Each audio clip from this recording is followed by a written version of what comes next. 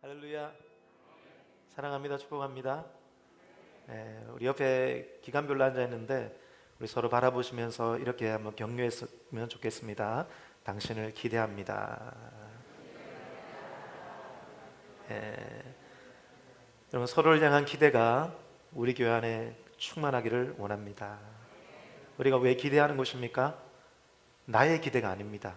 우리 주님이 기대하시기 때문입니다.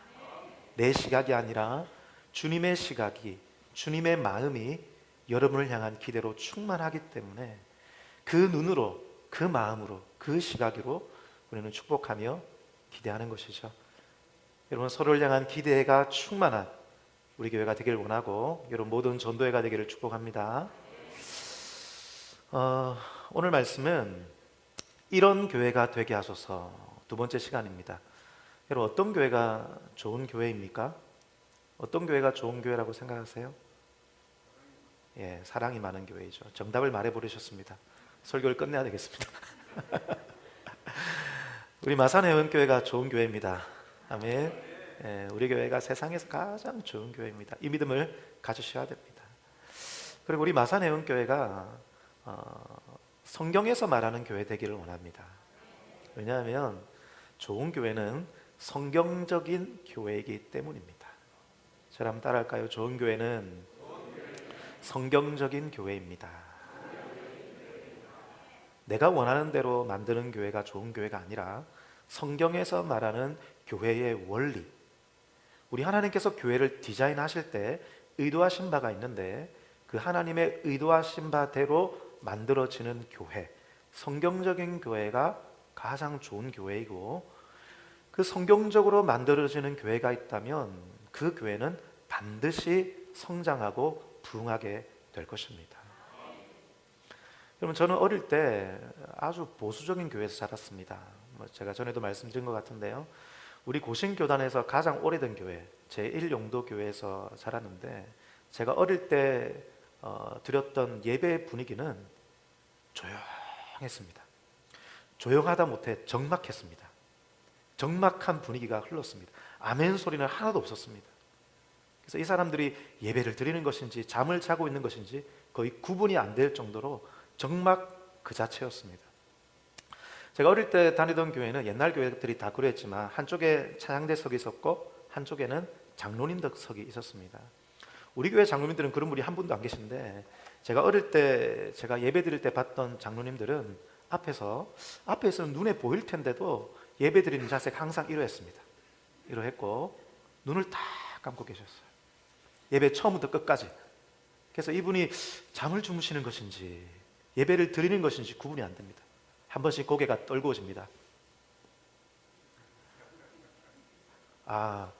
그래도 헷갈리죠. 잠을 자는 것인지 아니면 말씀에 동의하는 것인지 헷갈리죠. 그러다 한 번씩 고개가 뒤로 넘어가죠. 이렇게. 하나님과 함께 꿈을 꾸고 계시는구나.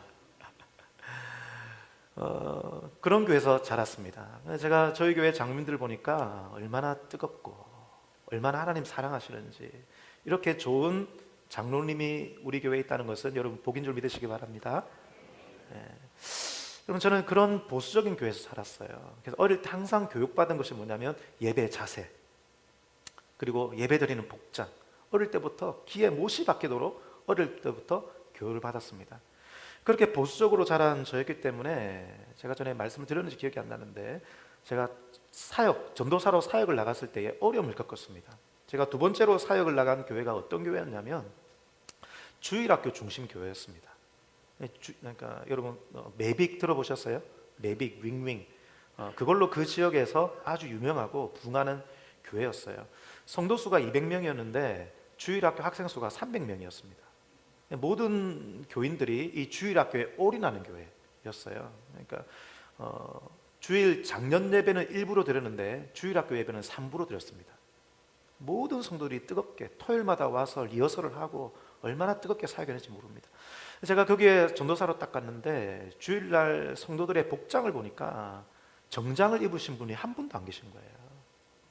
전부 다 주일학교 중심 예배니까 아이들하고 게임을 하고 또 뛰어놀고 찬양을 하고 하니까 전부 다 청바지에 티셔츠를 입고 계신 거예요. 그리고 거기에 있는 사역자들은 전부 다 야구 유니폼을 입고 있었습니다. 그러니까 주일학교 중심 교회였기 때문에 특수한 교회였죠. 근데 저는 어떤 교회에서 자랐습니까? 보수적인 교회에서 자랐어요. 그게 마음에 안 드는 거예요. 마음이 열리지 않습니다.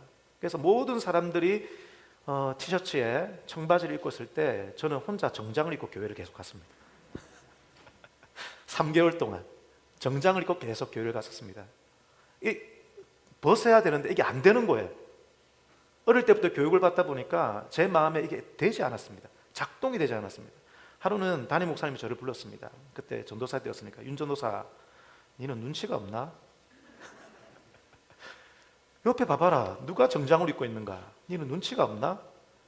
목사님한테 혼인한 후에 그 다음부터 억지로 정장을 벗었습니다. 그래도 마음이 불편했었어요. 그러면서 시간이 지났고 제가 부목사가 되어서 제가 전에 말씀드렸지만 하와이로 선교 훈련을 가게 되었습니다.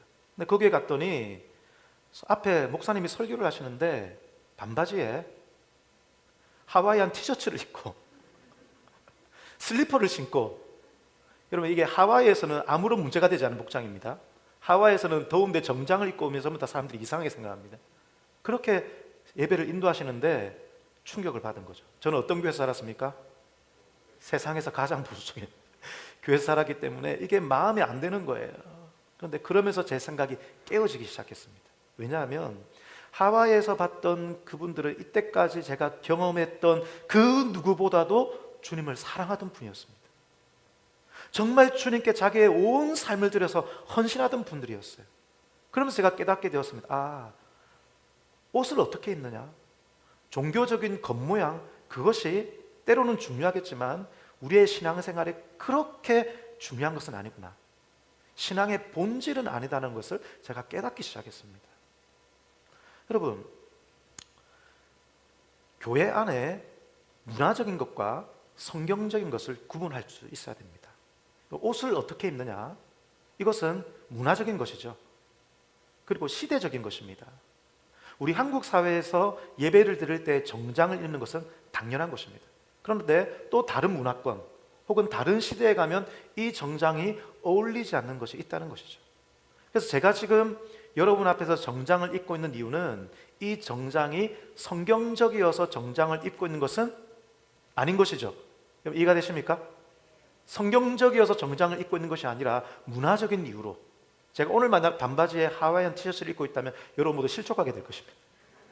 문화적인 이유 때문에 여러분을 실족치 않게 하기 위해서 제가 오늘 이 정장을 입고 있는 것입니다. 여러분을 위해서라는 것이죠. 마찬가지입니다. 교회 안에는 본질적인 것과 비본질적인 것이 있습니다. 비본질적인 것은 시대와 문화를 따라 혹은 복음을 위해서 바꾸어질 수 있는 것이죠. 그러나 본질적인 것은 바꾸면 안 되는 것입니다. 예를 들어서 교회의 겉모양, 형태가 어떠한가, 그리고 예배의 순서가 어떠한가, 강대상을 어떻게 놓아야 하는가, 찬양대가 있느냐 없느냐, 이것은 비본질적인 것입니다. 성경적인 것이 아니라 시대와 문화적으로 그것이 우리에게 지금 마음에 들기 때문에 이런 형태로 우리가 예배를 드리고 있는 것이죠. 여러분 이해가 되십니까? 예를 들어서 여러분 찬송가가 있습니다. 우리는 찬송가를 너무나 좋아합니다. 그런데 우리가 찬송가를 좋아하는 이유는 찬송가가 성경적이기 때문에 찬송가를 좋아하는 것이 아닙니다. 찬송가가 만들어진 것은 불과 한 300~400년밖에 안 됐어요. 300~400년밖에 안 되었습니다. 그 이전에는 찬송가가 없었어요. 그 시대에 음악이 입혀진 것이죠. 성경적이기 때문이 아니라 우리가 즐겨하던 그 문화 속에서 만들어진 음악이기 때문에 이전 세대부터 찬송가를 불렀다는 것이죠. 여러분 알고 계십니까? 찬송가 안에는 이전에 유행가, 세상에서 부르는 유행가에다가 기독교 가사를 붙인 찬송가도 안에 있다는 걸 알고 계십니까? 그러니까 찬송가가 성경적이기 때문에 우리가 부르는 게 아니라는 것입니다. 우리의 마음에 들기 때문에 찬송가를 좋아하는 거예요. 그래서 여러분 찬송가 이전에 없던 곡들이 찬송가에 들어와 있죠. 이전에 복음성가였는데 찬송가에 들어와 있습니다. 예수 우리 왕이여, 이전에 복음성가였지 않습니까? 사람들이 많이 부르니까 들어와 있죠. 찬양하라 내 영혼아, 이 찬양도 들어와 있습니다. 주님의 시간에, 이 찬양도 들어와 있죠. 찬송가가 성경적이기 때문이 아니라 우리가 좋아하기 때문에 이 찬송가를 부르는 것이죠. 그래서 우리 이전 세대는 찬송가를 좋아했지만 우리 젊은 세대는 찬송가보다도 CCM, 복음성가를 더 좋아합니다. 모르겠습니다. 또 다음 세대가 되면 우리가 전혀 알지 못하는 음악으로 하나님을 찬양할 때가 올 것입니다.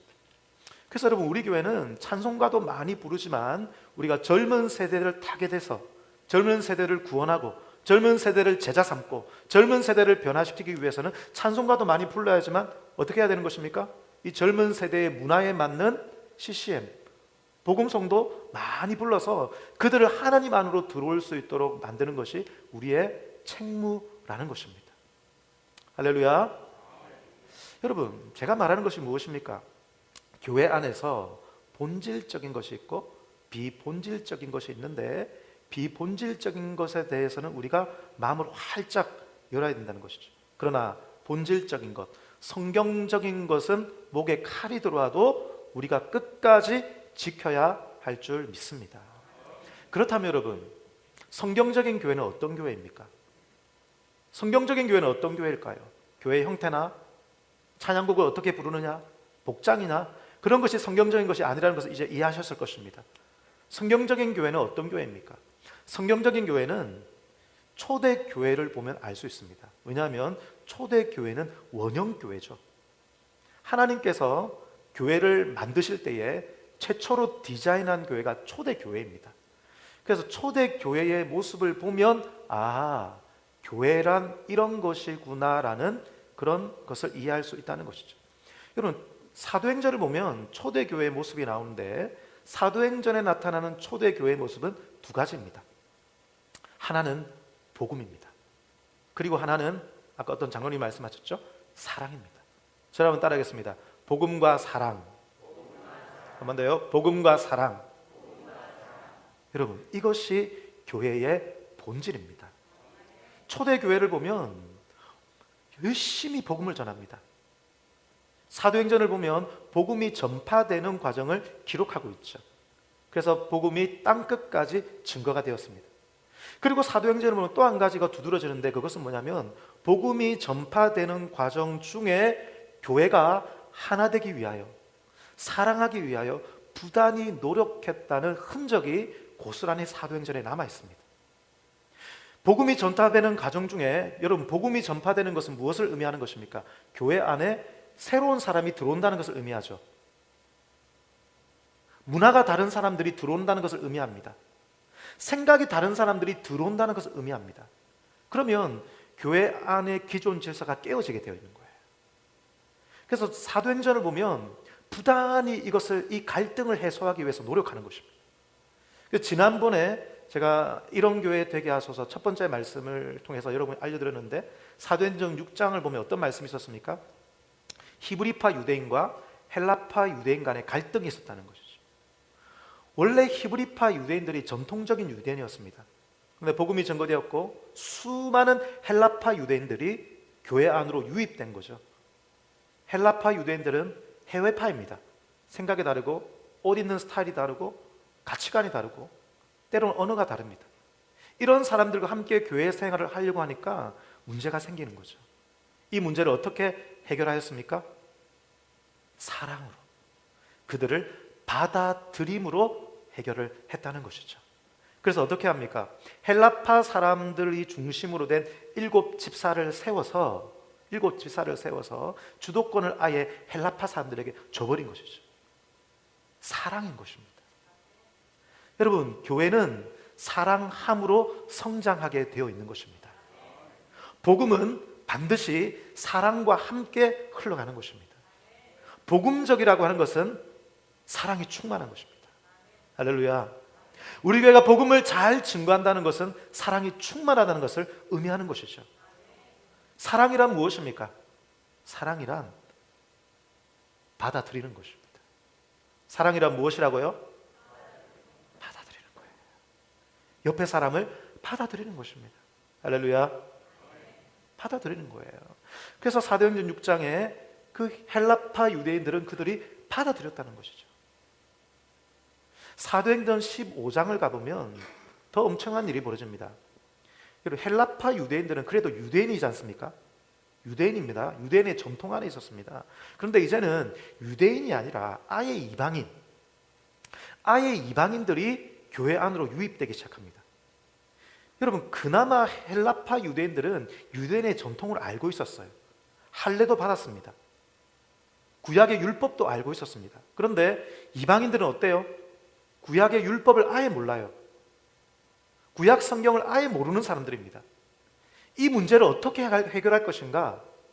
사도들 사이에 경론이 일어납니다.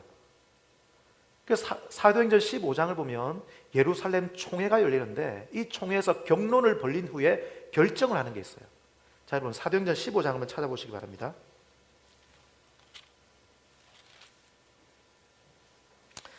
15장 19절 20절 15장 19절 20절 말씀입니다. 자, 다 같이 한번 큰 소리를 읽겠습니다. 시작. 그러므로 내 의견에는 이방인 중에서 하나님께로 돌아오는 자들을 괴롭게 하지 말고 다만 우상의 더러운 것, 음행과 목매어 죽인 것과 피를 멀리하라고 편지하는 것이 옳으니. 할렐루야. 19절. 그럼 그들이 무엇을 결정했습니까? 이방인 중에서 하나님께로 돌아오는 자들을 어떻게 하지 말고?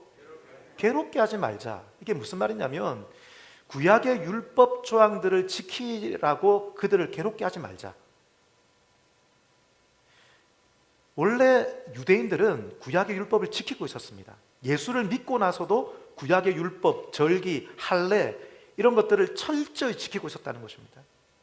그런데 이방인들이 유입될 때 그들의 눈에 보기에 가시인 거예요. 율법을 지키지 않으니까 마음이 불편한 거죠. 그러나 그들이 경론 가운데 결정을 하는 것입니다. 아, 이것은 문화적인 것이구나. 문화적인 것이구나. 그래서 우리가 지키고 있는 구약의 율법들을 지키라고 이방인들에게 강요하지 말자. 심지어 할례도 강요하지 않기로 결정합니다. 여러분, 유대인들에게 할례란 생명과 같은 거예요. 왜냐하면 할례를 받아야 선민이 되었거든요. 아브라함의 자손이 되었거든요. 하나님의 백성이 될 정도로 할례는 대단히 중요한 것이었습니다. 그런데 그들이 결정한 것은 이방인들은 할례를 받지 않아도 된다. 괴롭게 하지 말자. 우리가 가진 어떤 문화적인 것들로 그들에게 족쇄를 채우지 말자. 그들을 있는 그대로 어떻게 하자? 받아들이자라고 결정을 한 거예요.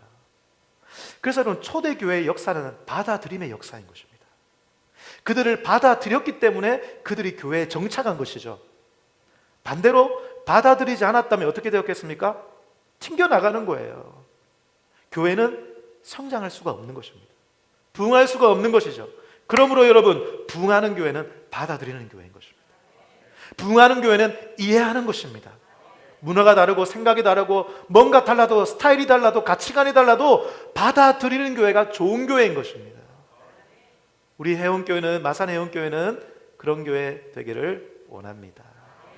오늘 말씀으로 들어가 보겠습니다. 제가 주일 설교마다 설교를 제가 좀 길게 한다는 느낌이 들어가지고 제가 짧게 하려고 계속 마음을 먹고 있거든요. 그래서 오늘 하다가 중단될 수도 있습니다. 짧게 하려고 지금 마음을 먹고 있기 때문에 중단될 수 있으니까 이해하시기 바랍니다. 오늘 말씀에 보면 오늘 말씀에도 받아들이는 과정을 기록하고 있습니다. 누구를 받아들이냐면 원수를 받아들이는 거예요. 원수를 받아들입니다. 자, 오늘 말씀 사도행전 9장 26절이죠. 다 같이 읽어보겠습니다. 시작. 사울이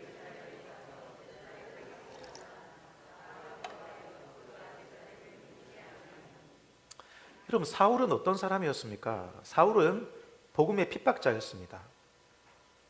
사울 때문에 많은 사람들이 잡혀갔습니다. 내 친구도 잡혀가고 내 이웃도 잡혀가고 내 가족 중에 어떤 이도 잡혀갔는지도 모르겠어요. 사울은 교회의 핍박자, 복음의 핍박자였습니다. 그런데 오늘 말씀은 이 바울을 교회가 어떻게 받아들였느냐, 그것을 기록하고 있는 것이죠. 여러분, 예수 안에 원수도 친구로 변할 줄 믿습니다. 복음 안에 죄인도 친구로 변할 줄 믿습니다. 우리 교회가 그런 교회 되기를 축복합니다. 여러분, 원수된 바울을 어떻게 받아들였느냐, 이것을 기록하고 있는 것이죠. 여러분 다시 26절 말씀을 보면 사울이 변화되었다는 거죠. 다메섹 도상에서 여러분 잘 아시겠지만 예수님을 만났습니다. 완전히 변화되었습니다. 그리고 복음을 전하는 사람이 되었습니다.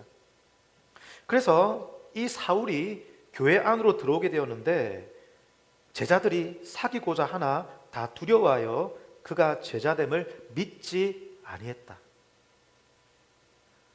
얼마 전까지만 해도 복음의 핍박자였는데 변화되었다라고 하니 안 믿어지는 거죠.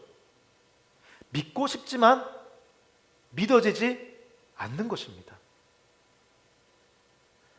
이것은 바울을 향한 선입견이에요.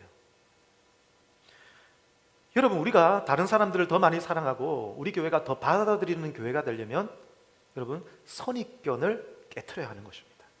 저를 한번 따라하겠습니다. 좋은 교회는 선입견을 깨트리는 교회입니다. 여러분 안에 상대방을 향한, 내 원수를 향한 선입견을 깨트리는 저와 여러분이 되기를 축복합니다. 여러분, 선입견은 어떻게 생기는 것입니까? 두 가지입니다. 하나는 경험 때문입니다. 저 사람을 경험해보니 그런 인간이더라. 경험 때문에 선입견이 생기는 것이죠. 이 사람들은 바울을 경험했습니다. 바울은 복음의 핍박자였거든요. 그래서 믿고 싶으나, 변화된 것을 믿고 싶으나 선입견 때문에 믿어지지 않는 것이죠. 선입견이 생기는 첫 번째 통로는 경험인 것이죠. 두 번째는 뭐냐면 내가 경험하지 않았지만 다른 사람이 전해주는 말 때문에 선입견이 생깁니다. 여러분, 말은 우리 안에 들어와서 우리 안에 자리 잡습니다.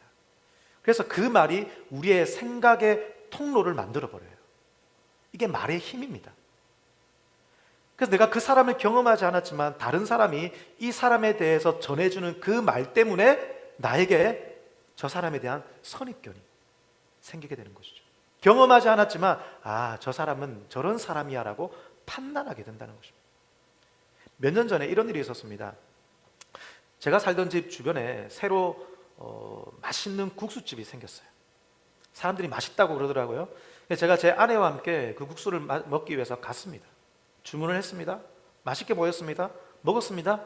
근데 생각보다 맛이 없었습니다.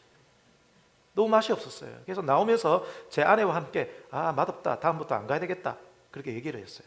그 뒤로 저희 아이들과 함께 차를 타고 그 국수집이 있는 곳을 지나갈 때마다 습관적으로 얘기했던 것 같아요. 저 국수집 맛없다, 저 국수집 맛없어, 맛없는 국수집이야.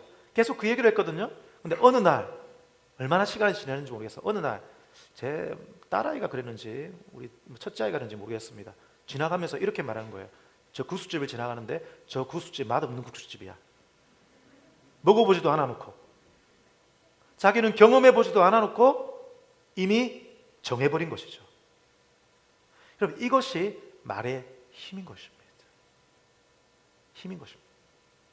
여러분, 선입견이란 먼저 들어온 말과 생각입니다. 이 먼저 들어온 말과 생각이 내 안에 어떤 기준을 만들어 버린 거예요. 생각의 길을 만들어 버리는 것이죠. 여러분, 그것을 깨트리는 여러분 되기를 축복합니다. 그것을 깨트리셔야 됩니다. 성도는 그것을 깨트리셔야 됩니다. 하나님의 사람은 그것을 깨트리셔야 됩니다. 그 선입견과 싸우셔야 됩니다. 싸우셔야 되는 것입니다. 이 선입견은 내 안에 먼저 들어온 말과 생각 때문에 생기는 것이기 때문에 편협된 것입니다. 선입견은 편견입니다. 공정하지 않은 생각입니다. 그 사람 전체를 평가할 수 없죠. 그런데 우리는 들은 말과 내가 몇 가지 경험한 것을 통해서 그 사람 전체를 평가해버리는 것이죠. 평가해버리는 것입니다. 여러분, 좋은 교회는 선입견을 깨트리는 교회인 줄 믿으시기 바랍니다.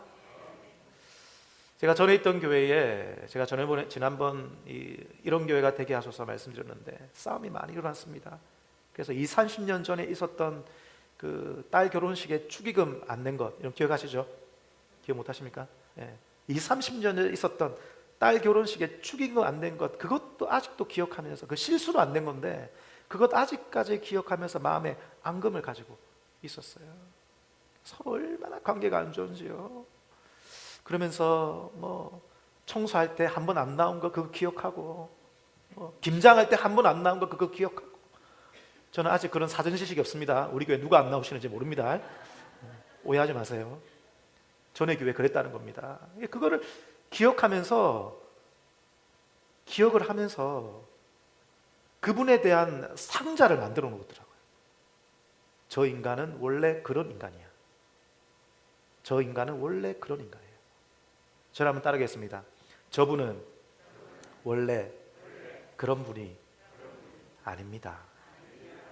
다시요. 저분은 원래 그런 분이 아닙니다.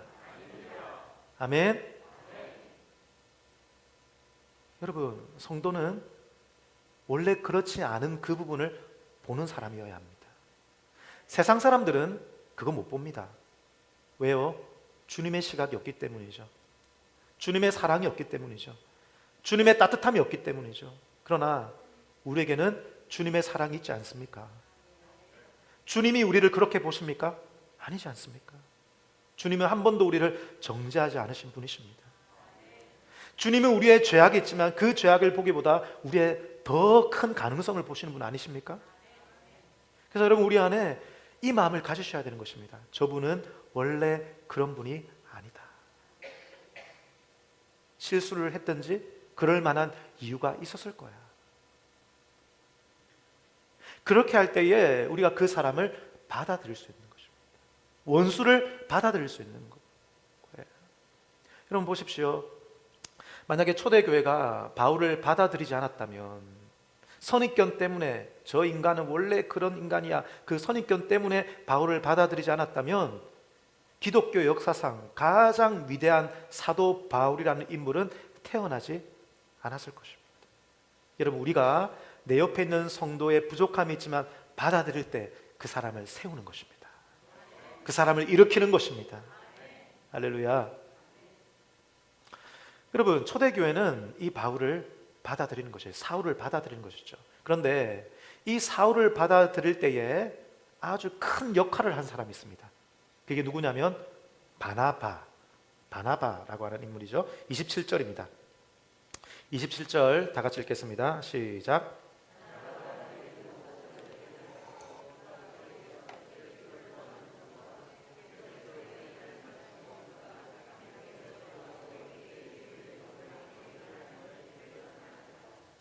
아멘. 바나바가 사람들에게 사울을 데리고 가서 사람들의 선입견을 깨트려 주는 것이에요. 그래서 바나바는 선입견을 깨트리는 사람입니다. 여러분, 우리 교회 모든 성도들이 바나바 같은 사람 되기를 축복합니다. 우리 안에 바나바 사랑이 넘쳐야 되는 것입니다. 여러분, 바나바는 어떤 인물입니까? 바나바는 초대교회에 굉장히 유력한 인물입니다. 12사도 다음으로 유력한 인물이었고, 교회 안에서 큰 헌신을 하던 분이었습니다. 정말 열심히 사역하고 바나바의 헌신으로 교회에 큰 유익을 끼쳤고, 특별히 성경의 기록을 보면 바나바는 재력가였습니다.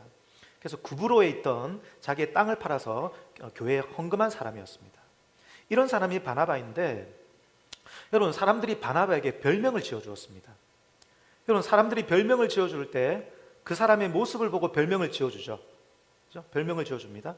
근데 바나바의 별명이 무엇인 줄 아십니까? 바나바가 별명입니다.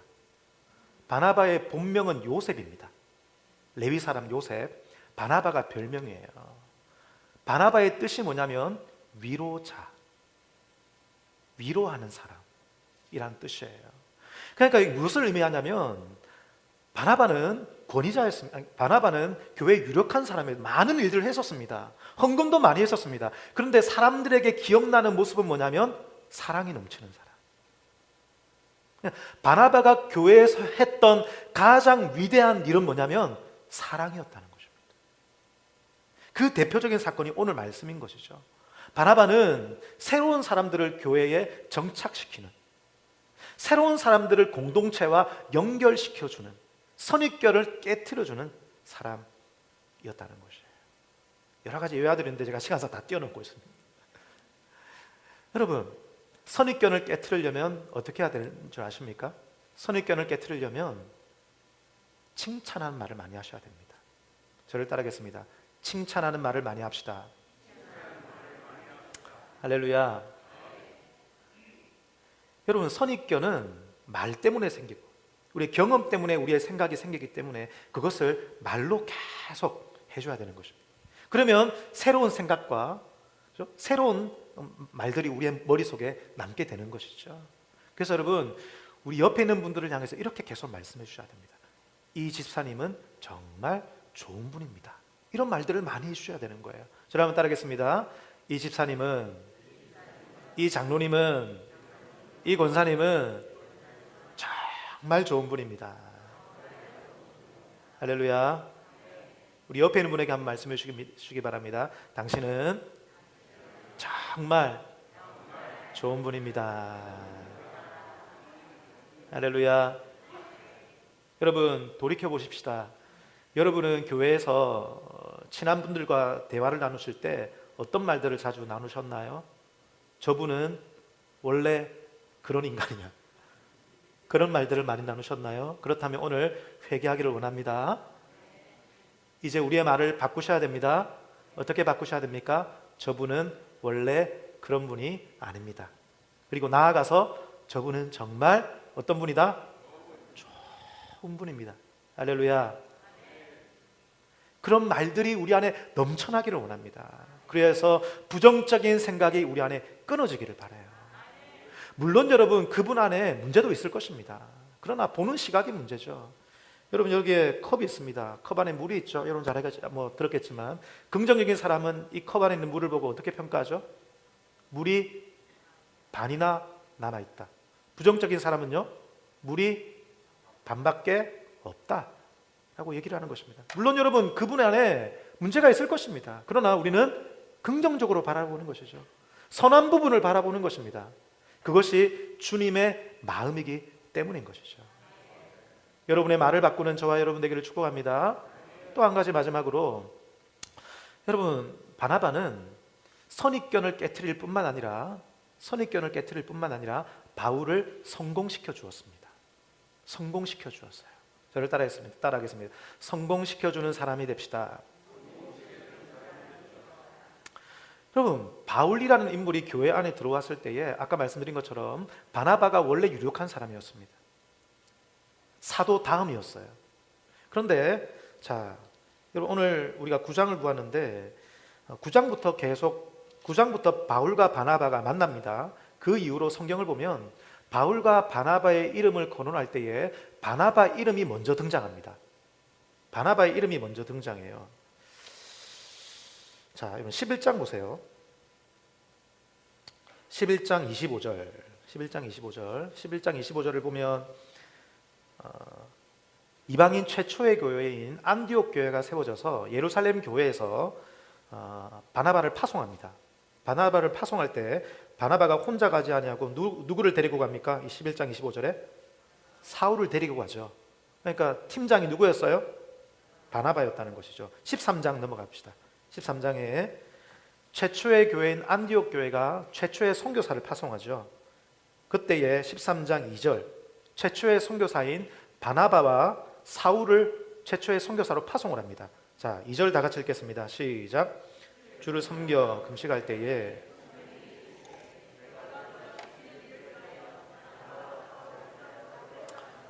여기에도 누구 이름이 먼저 등장합니까? 바나바의 이름이 먼저 등장하는 것이죠. 그런데 13장 후반부부터 분위기가 바뀝니다. 13장 13절 앞부분을 보십시오. 선교팀이 파송이 된 겁니다. 선교팀을 일컬을 때에 자, 누구의 이름이 먼저 등장합니까? 바울과 및 동행하는 사람. 자, 13장 46절을 보겠습니다. 46절 앞부분에 누구 이름이 먼저 등장해요? 바울과 바나바. 그럼 이것은 무엇을 의미하는 것입니까? 바울이 뛰어났다는 것을 의미하는 것이 아닙니다. 바나바가 바울을 세워주었다는 거예요. 이해되세요? 먼저 된 자가 양보하지 않으면 이런 일이 일어날 수 없어요. 바나바는 정말 유력한 사람이었거든요. 위대한 사람이었습니다. 그런데 바나바가 바울을 세워주었다. 성공시켜 주었다는 거예요. 여러분, 다른 교회에 소그룹 중심이 된 교회가 있습니다. 그 교회는 이 소그룹 목자가 자기 목장의 식구들을 성공시켜 주기를 원해요. 늘 그렇게 기도합니다. 하나님, 우리 목장 식구들이 성공하기를 원합니다. 세워지기를 원합니다. 그렇게 기도하시는 분이에요. 제가 한번 간증을 들었는데 어떤 소그룹 그 목자가 살고 있던 그 지역에서 큰 대형 할인마트를 몇 개를 가지고 있습니다. 그거로 성공하신 분이세요. 근데 자기 소그룹 그 목장 안에 재정적으로 힘들어하시는 분들이 계세요. 그런 분들을 자기 할인마트에 취직을 시켜서 일을 배우게 하십니다. 그리고 나서 독립시켜 주는 거예요. 할인마트 하나를 떼가지고 독립시켜 주더라고요. 이분의 기도 제목이 뭐냐면, 하나님, 내가 만난 사람들이 성공하는 것이 나의 기도 제목입니다. 얼마나 위대합니까? 지금 세상에 나밖에 모르잖아요. 우리 가족밖에 모르잖아요. 그런데 하나님의 사람은 내가 성공하는 것도 좋지만 내 옆에 있는 사람을 성공시켜 주기를 원한다는 것입니다. 여러분, 우리 모두가 그런 사람이 되기를 축복합니다. 여러분 기관에서 사역하시고 우리 교회 안에서 이런 사역을 하실 때에 나 혼자 일하는 것도 잘하는 것입니다. 그러나 더 잘하는 것은 나 혼자 일하는 것이 아니라 다른 사람들을 세워주는 것이죠. 다른 사람들을 세워서 일을 하면 생각이 다릅니다. 가치관이 다릅니다. 방법이 다릅니다. 더 어렵습니다. 새로 세워진 사람들은 일을 잘 못할 수도 있습니다. 그러나 하나님의 뜻은 일을 잘하는 데 있지 않습니다. 하나님의 뜻은 우리가 서로 사랑하는 데 있는 줄 믿습니다. 좀 더뎌도 느리게 가도 하나님의 뜻은 반드시 이루어질 줄 믿습니다. 그리하여 사람을 세우는 것이 좋은 교회인 것입니다. 여러분, 만약에 우리가 10명의 사람을 세웠다면 저는 믿는 것이 이것입니다. 우리가 천국에 가서 내가 사람을 세우지 못했다면 내가 받는 상급은 나 한 명의 상급이겠지만, 내가 사람을 10명을 세워서 하나님 앞에서 성공시켜 주었다면 그 사람의 받는 상급과 함께 나 또한 그 사람을 세운 상급을 받게 된다는 것입니다. 여러분, 바나바는 사도행전 9장 혹은 13장 이후에 조연이 되었습니다. 바울이 주연이 되었습니다. 근데 여러분 알고 계십니까? 이 땅에서의 주연은 이 땅에서 상급을 다 받습니다. 그런데요, 조연은 이 땅에서 상급을 받지 못하지만 천국에 가면 상급이 더 크게 될 줄 믿습니다. 그것이 바로 바나바 사역, 바나바 사랑인 것입니다. 여러분, 우리 교회가 그런 교회 되기를 축복합니다. 말씀을 정리하겠습니다. 사랑하는 여러분, 우리 교회는 받아들이는 교회가 될 때 반드시 부흥하게 될 것입니다. 마지막 성경 한 절 보고 정리합니다. 사도행전 9장 31절입니다. 31절. 여러분, 사도행전 말씀은 패턴이 똑같습니다. 서로 사랑하고 갈등을 해결한 뒤에 반드시 31절과 같은 본문이 나와요. 우리가 지난번에 봤던 사도행전 6장에 헬라파 유대인을 받아들인 후에도 하나님의 말씀이 점점 더 왕성하여졌다, 부흥하여 갔다라고 말씀합니다. 오늘도 마찬가지입니다. 바울을 받아들인 후에 31절 다 같이 읽겠습니다. 시작.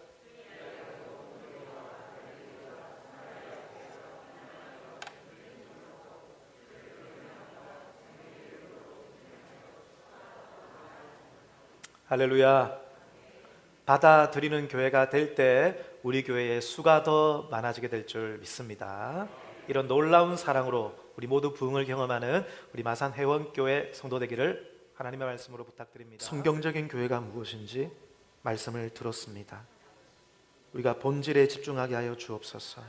복음 전하고 복음이 증거되는 과정 가운데 새로운 사람이 오면 그들을 사랑해서 그들을 우리 교회에 정착시키는 바나바 같은 사랑이 넘치는 교회 되게 하여 주옵소서. 이를 위하여 말씀을 들었습니다. 우리 안에 선입견을 깨트리기를 원합니다. 계속해서 이 선입견을 만들어내는 하나님, 우리 안에 그 부정적인 말들을 그치기를 원합니다. 하나님, 우리가 습관적으로 저 사람은 원래 그런 사람이야, 저분은 원래 그런 사람이야 말했던 우리의 습관을 회개하오니 주님의 사랑으로 우리의 마음을 채워 주옵시고, 이제는 부정적인 말이 아니라 주님의 말로, 긍정적인 말로 저분은 정말 좋은 분입니다, 저분은 정말 괜찮은 분입니다라고 하나님 선한 말들로 우리 교회를 채우는 우리 모두가 되게 해 주옵소서. 그리하여 우리 교회에 많은 사람들이 와서 이분들 모두를 받아들이고 우리 교회 안에 부흥이 일어나고 차고 넘치고 많은 일꾼들이 세워지는 우리 모든 성도들이 주님 안에 성공하는 교회 되게 해 주옵소서. 하나님, 오늘도 예배를 드리며 하나님 앞에 귀한 헌금을 드렸습니다. 하나님, 이 헌금을 받아 주옵소서. 11조와 여러 가지 감사의 제목과 생일 감사와 건축 헌금과 교자시와 선교와 장학 구제 헌금으로 주님께 올려 드렸습니다. 하나님, 이 헌금을 받아 주옵시고 드리는 손길 위에 하나님의 위로와 하나님의 축복이 넘쳐나게 하여 주옵소서. 우리 사랑하는 성도들 중에는 여러 가지 고통과 아픔과 문제로 고통 중에 있는 분들이 있사오니 하나님이여, 하나님의 그 선하신 손길로 예수님의 피 묻은 손으로 그 삶을 붙잡아 주옵시고 그리하여 포기하지 않고 주님만을 바라보며 주님께서 해결해 주신 것을 믿고 담대하게 나아가는 우리 모든 성도들 되게 해 주옵소서. 살아계신 주 예수님의 이름으로 기도하옵나이다. 아멘. 주 예수 그리스도의 은혜와 하나님의 사랑과 성령의 교통하심이 이런 교회 되게 하소서. 이 믿음을 가지고 이제 선입견을 내려놓고 칭찬의 말로, 축복의 말로 우리의 입술과 마음을 채워 바나바처럼 우리 교회에 오는 사람들을 하나님께 연결해주고 교회에 연결해주고 교회에 정착해 주기를 원하는 이 자리에 고개 숙인 하나님의 사람들과 그 가정과 기업과 자녀 위에, 사랑하는 우리 마산 회원교회 위에 지금부터 영원토록 함께 있을지어다. 아멘.